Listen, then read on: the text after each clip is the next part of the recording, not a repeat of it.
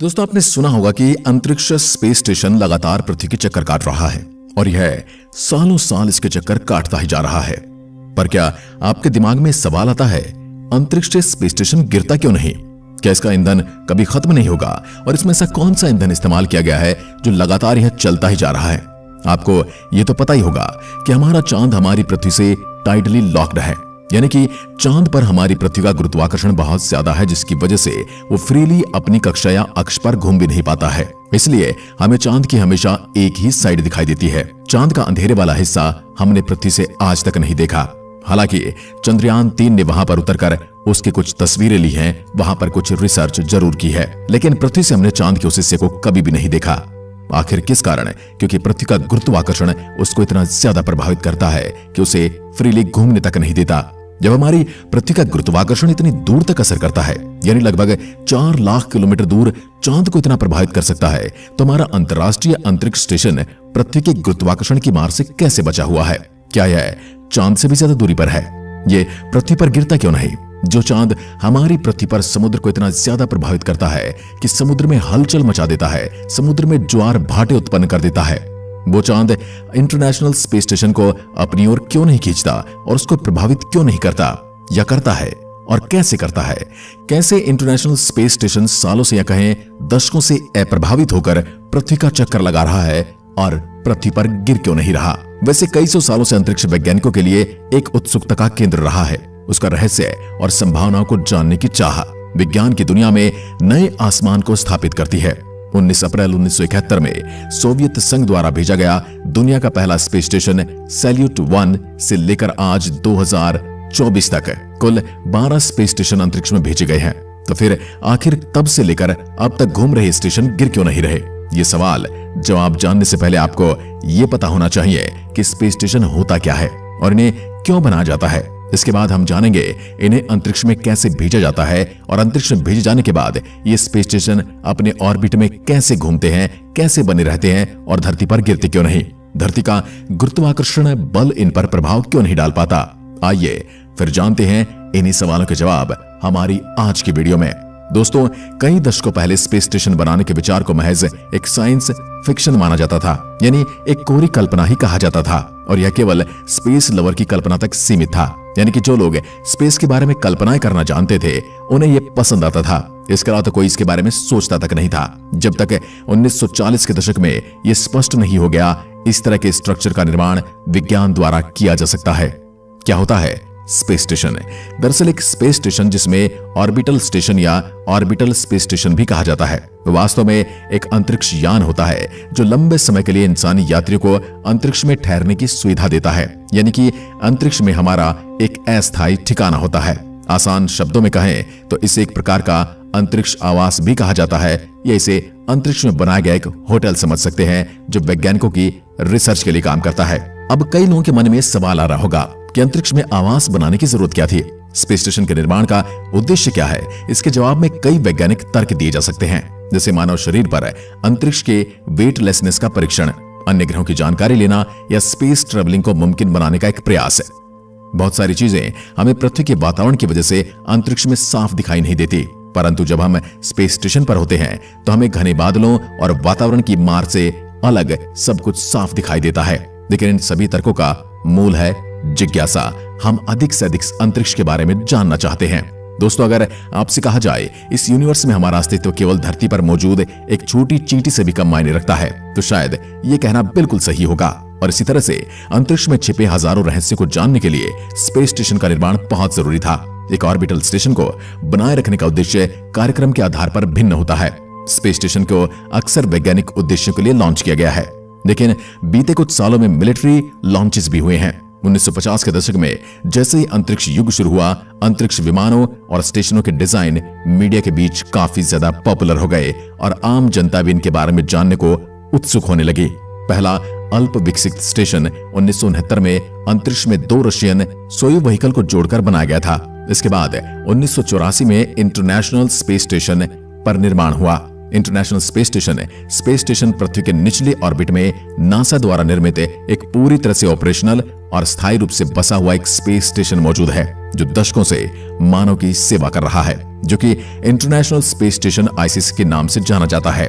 इसका इस्तेमाल मानव शरीर और अंतरिक्ष यान के प्रभावों का अध्ययन करने के साथ साथ कई स्पेस मिशन में एस्ट्रोनॉट्स को रहने का स्थान प्रदान करने के लिए किया जाता है। जो चीज हम पृथ्वी से नहीं देख पाते वो चीज हमें वहां से दिखाई देती है। जो रिसर्च हम पृथ्वी से नहीं कर सकते वो रिसर्च हमें वहां जाकर करने की जरूरत पड़ती है। दुनिया के सबसे बड़े स्टेशन इंटरनेशनल स्पेस स्टेशन को इकट्ठा होने में 10 साल और 30 से अधिक मिशन लगे। ये 15 देशों का प्रतिनिधित्व करने वाली 5 स्पेस एजेंसियों के बीच वैज्ञानिक और इंजीनियरिंग सहयोग का एक बहुत बड़ा नमूना है। आसान शब्दों में आप ये कह सकते हैं, यदि मानव सभ्यता द्वारा निर्मित कई देशों का सामूहिक सहयोग और मानव सेवा के लिए किया गया कोई कार्य है तो वह international space station. International space station लगभग एक फुटबॉल मैदान के आकार का है, जिसका वजन करीबन 460 टन है और ये पृथ्वी से 250 मील ऊपर अंतरिक्ष में परिक्रमा करता है। इसे मानव इतिहास की सबसे बड़ी कामयाबी के तौर पर देखा जा सकता है और यह अंतरिक्ष में स्थापित की गई, अंतरिक्ष में भेजी गई मानव द्वारा अब तक की सबसे बड़ी चीज है। अब सवाल यह उठता है, इतना विशाल और वजनदार स्पेसक्राफ्ट स्टेशन अंतरिक्ष में भेजा कैसे गया होगा? किसी साधारण स्पेसक्राफ्ट की तरह स्पेस स्टेशन को अंतरिक्ष में भेजना बिल्कुल भी आसान नहीं होता। पृथ्वी पर स्पेस स्टेशन बनाना और फिर से एक भी बार में अंतरिक्ष में लॉन्च कर देना बिल्कुल असंभव है। इसका वजन इतना ज्यादा है, ये विशाल इतना ज्यादा है और इसकी शेप भी इसे लॉन्च करने के लिए असंभव बनाती है। ऐसे रॉकेट का निर्माण आज तक नहीं हुआ है जो कि इतने विशाल स्पेस स्टेशन का भार उठा सके और उसे अंतरिक्ष में स्थापित कर सके। इंटरनेशनल स्पेस स्टेशन को पृथ्वी के लोअर ऑर्बिट तक पहुंचाने में भी एक समस्या थी। हालांकि इस समस्या को दूर करने के लिए स्पेस स्टेशन को अंतरिक्ष में अलग अलग हिस्सों में लॉन्च किया गया, यानी कि इसे असंबल अंतरिक्ष में ही किया गया है। यहां से सिर्फ इसके पुर्जे भेजे गए थे और धीरे धीरे ऑर्बिट में स्थापित किया गया, जो कि पृथ्वी की सतह से लगभग 400 किलोमीटर ऊपर है। इसे आप यूं भी कह सकते हैं, अंतरिक्ष में बनाई गई मानव द्वारा अब तक की सबसे बड़ी चीज है। इंटरनेशनल स्पेस स्टेशन को असेंबल करने की प्रक्रिया 1990 के दशक से चल रही है। अंतरिक्ष में स्पेस स्टेशन को जरूरी स्पॉट सिस्टम देने के लिए समय के साथ स्पेस मॉड्यूल को अंतरिक्ष में भेजा जाता है। 20 नवंबर 1998 में एक प्रोटॉन रॉकेट द्वारा इंटरनेशनल स्पेस स्टेशन के पहले मॉड्यूल जारिया को लॉन्च किया गया। जारिया के लॉन्च होने के 2 सप्ताह बाद STS-88 स्पेस शटल मिशन में यूनिटी को लगाया गया, जो 3 नॉट मॉड्यूल में से पहला था और इसे जारिया से जोड़ा गया। इस बीच कई और मॉड्यूल स्पेस में लॉन्च किए गए, जो कि निर्धारित अवधि में इंटरनेशनल स्पेस स्टेशन के साथ जुड़ते चले गए। इंटरनेशनल स्पेस स्टेशन में इंटरलॉकिंग सिस्टम है, यानी कि चीजें एक दूसरे से पजल की भांति जुड़ जाती हैं और उन्हें जोड़ने के लिए किसी वेल्डिंग या किसी इंस्ट्रूमेंट की जरूरत नहीं पड़ती। पूरे स्पेस स्टेशन के निर्माण के लिए 40 से ज्यादा असेंबली उड़ानों की जरूरत थी। 2020 तक 36 स्पेस शटल उड़ानों के द्वारा इंटरनेशनल स्पेस एलिमेंट्स को स्पेस में डिलीवर किया गया। किसी भी स्पेस स्टेशन को अपनी ऑर्बिट में बने रहना बहुत जरूरी होता है, इसलिए अब जानते हैं स्पेस स्टेशन अपने ऑर्बिट में लंबे समय तक कैसे रहते हैं और वो गिरते क्यों नहीं। दोस्तों, स्पेस स्टेशन के हिस्से को रॉकेट की मदद से ऑर्बिट में लाया जाता है। ऑर्बिट में पहुंचने और वहां बने रहने के लिए स्पेस स्टेशन को एक निश्चित गति की जरूरत होती है। इंटरनेशनल स्पेस स्टेशन पृथ्वी के चारों ओर ऑर्बिट में लगभग 17,105 मील प्रति घंटा यानी करीबन 5 मील प्रति सेकंड की स्पीड से ट्रेवल करता है। इसका मतलब यह हुआ कि स्पेस स्टेशन हर 92 मिनट में पृथ्वी का एक चक्कर लगा लेता है और इसी अंतराल में वह हर 3 घंटे में सूर्योदय होते हुए देखता है। और यही इसका रहस्य है कि गिरता नहीं। उसके न गिरने का सबसे बड़ा रहस्य भी यही है। जब हम किसी रस्सी से किसी पत्थर को बांधकर घुमाते हैं तो अपनी जब तक गति में रहता है तो वह चारों तरफ घूमता रहता है। वह नीचे नहीं गिरता, पृथ्वी की ग्रेविटी से अप्रभावित रहता है जब तक हम उसे घुमाते रहते हैं। जैसे ही हम रस्सी से बंधे पत्थर को घुमाना बंद कर देते हैं वह नीचे गिर जाता है। स्पेस स्टेशन का साइंस भी बिल्कुल वैसे ही काम करता है, यानी कि इसकी गति ही वो चीज है जो इसे अंतरिक्ष में बनाए रखती है। स्पेस स्टेशन धरती पर क्यों नहीं गिरते, ये और आसान समझने के लिए इंटरनेशनल स्पेस स्टेशन अंतरिक्ष में कैसे रहते हैं, हमें उस पर लगने वाले फोर्सेस के बारे में जानने की जरूरत है। आप फोर्स को नहीं देख सकते, लेकिन आप इसे महसूस कर सकते हैं। फोर्स लगाने से कोई भी चीज मोशन में आ सकती है और यही फोर्स गतिमान चीजों को रोक भी सकता है। यानी कि अगर कोई फोर्स अपोजिट डायरेक्शन में होगा तो वह गति को धीमा करेगा और अगर फोर्स सीधी डायरेक्शन में होगा तो वह गति को बढ़ाएगा या और तेज करेगा।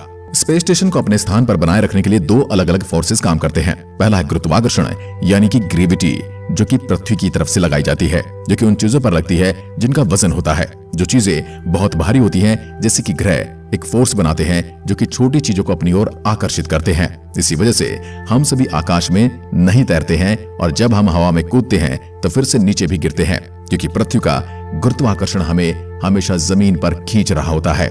जब एस्ट्रोनॉट पृथ्वी से दूर जाते हैं तब वे स्पेस में तैरते हैं, क्योंकि वे पृथ्वी की ग्रेविटेशनल पुल को एस्केप कर चुके होते हैं। तो फिर ग्रेविटी स्पेस स्टेशन को वापस धरती पर क्यों नहीं खींचती? इस सवाल का जवाब जानने के लिए आपको एक दूसरे फोर्स के बारे में जानना होगा, जिसे सेंट्रीफ्यूगल फोर्स कहा जाता है। दरअसल जब चीजें एक घेरे में घूमती हैं तो सेंट्रीफ्यूगल फोर्स उन्हें घेरे से बाहर धकेलता है। हम सभी ने अनजाने में ही सही लेकिन सेंट्रीफ्यूगल फोर्स का जरूर अनुभव किया है। जैसे जब आपके पास कोई गोल चक्कर या हिंडोला झूले पर पीछे धकेला जाता है तब वह सेंट्रीफ्यूगल फोर्स को महसूस करता है। इंटरनेशनल स्पेस स्टेशन जैसे स्पेस स्टेशन का निर्धारित गति से पृथ्वी की ओर चक्कर लगाते हैं। IS जैसे स्पेस स्टेशन एक निर्धारित गति से पृथ्वी के चक्कर लगाते हैं। इसे दूर धकेलने वाला सेंट्रीफ्यूगल फोर्स ठीक उतना ही होता है जितना कि इसे अंदर खींचने वाला ग्रेविटेशनल फोर्स। दोनों फोर्स के बीच बने इसे बैलेंस को स्टेबल ऑर्बिट कहा जाता है। जब तक इसके साथ बदलाव न किया जाए या स्पेस स्टेशन को रोका न जाए, ये इसी तरह से अंतरिक्ष में बना रहेगा। और इसी वजह से बड़े बड़े स्पेस स्टेशन अंतरिक्ष में अपने ऑर्बिट का चक्कर लगा रहे हैं और धरती पर वापस नहीं गिरते। तो क्या स्पेस स्टेशन हमेशा अंतरिक्ष में रहेंगे, ये वापस नहीं आएंगे? क्या स्पेस स्टेशन धरती पर वापस लौट सकते हैं? जब एस्ट्रोनॉट स्पेस स्टेशन से पृथ्वी पर लौटते हैं तो वह उस एक छोटे से कैप्सूल में वापस आते हैं जो उन्हें वहां लेकर गया था। हालांकि उस छोटे कैप्सूल में केवल 3 लोग ही वापस आ सकते हैं, उससे ज्यादा नहीं। अगर इंटरनेशनल स्पेस स्टेशन की बात करें तो क्या होगा जब हम ISS का उपयोग नहीं करेंगे? वैज्ञानिक कहते हैं कि इंटरनेशनल स्पेस स्टेशन के कुछ हिस्सों को नए स्पेस स्टेशन में फिर से इस्तेमाल करने के लिए स्पेस में रखा जा सकता है, लेकिन इसका अधिकांश भाग पृथ्वी पर लौट आएगा। ऐसा करने के लिए मिशन कंट्रोल्स स्टेशन से जुड़े रॉकेटों का उपयोग करके इसे पृथ्वी के करीब ले जाने के लिए काम करेंगे। जब ये काफी करीब होगा तब धरती का ग्रेविटेशन पुल इसे अंदर खींचना शुरू कर देगा। आखिरकार ये वायुमंडल से टकराएगा और आग की लपटों में बदल जाएगा। ऐसे घर्षण के प्रभाव की वजह से होता है जिसे अंग्रेजी में फ्रिक्शन कहा जाता है, जो कि अब अस्तित्व में आता है जब 2 चीजें वास्तव में तेजी से एक दूसरे को रगड़ने लगती हैं या आगे बढ़ने की कोशिश करती हैं या संपर्क में आती हैं। घर्षण के कारण चीजें गर्म हो जाती हैं, ठीक उसी तरह जिस तरह 2 पत्थरों को आपस में रगड़ने से चिंगारी बनती है। जब आप अपनी दोनों हथेलियों को बार बार रब करते हैं तो आप महसूस करते हैं कि आपकी हथेलियां गर्म हो रही हैं। एक बार जब ISS वायुमंडल को पार कर लेगा तो उसके जले हुए हिस्से संभवतः प्रशांत महासागर में जाकर टकराएंगे और वे वहां पर अपने पुराने साथियों से मिलेंगे जो कि प्रशांत महासागर में गिरकर ध्वस्त हो चुके हैं। आज की वीडियो में बस इतना ही। अगर वीडियो पसंद आई तो लाइक कीजिए और ऐसी वीडियोस के लिए चैनल को सब्सक्राइब जरूर करें। धन्यवाद।